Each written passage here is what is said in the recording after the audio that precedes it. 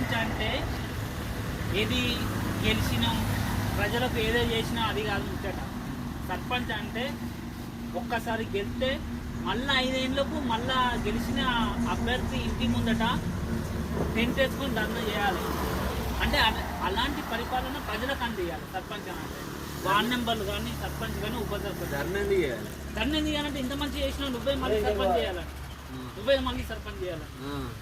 Example చెప్తానా, చెరువు ఎండాకాలంలో మట్టి తీసుకోవాలి. ఆ చెరువుకి వచ్చే డబ్బులు గ్రామ పంచాయతీ నిధుల నుంచి మోర్లు కానీ డ్రైనేజీలు కానీ స్కూల్ భవనం కానీ ప్రతి ఒక్కటి అభివృద్ధి కోసం దీనికి ఉంటుంది. ఆగు దొంగ చెప్పలేను.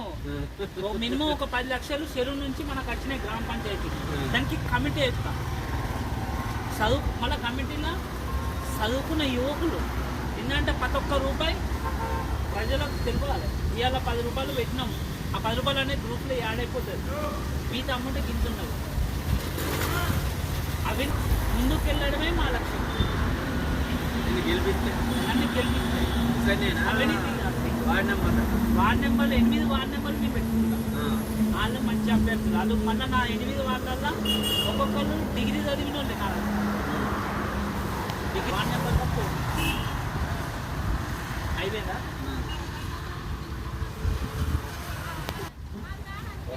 ఉప సర్పంచ్ కూడా మంచి చదువుకున్న యువకుని పెట్టు. తర్వాత లేదు గ్రామ నెలకు చెప్తాం అక్కడ గ్రామ ప్రజల మన అంతా గ్రామ పంచాయతీ 7 లక్షలు ఉండేది అమౌంట్. దేనికి ఉపయోగిస్తాం చెప్పు. ప్రజల నిర్ణయం మేరకే ఆ గ్రామ పంచాయతీ నిధులు తీసుకొచ్చి ఖర్చు చేస్తుంది. దేని కొరకంటే మోరీలు కానీ డ్రైనేజ్ కానీ ఏది పడితే అది అభివృద్ధి ఏం చేస్తుంటే దానికోసమే. క్రీడా మైదానం లేదు, పిల్లలకు క్రీడా మైదానం లేదు. జాగ్రత్త చూపెడుతుంది సిస్టమ్.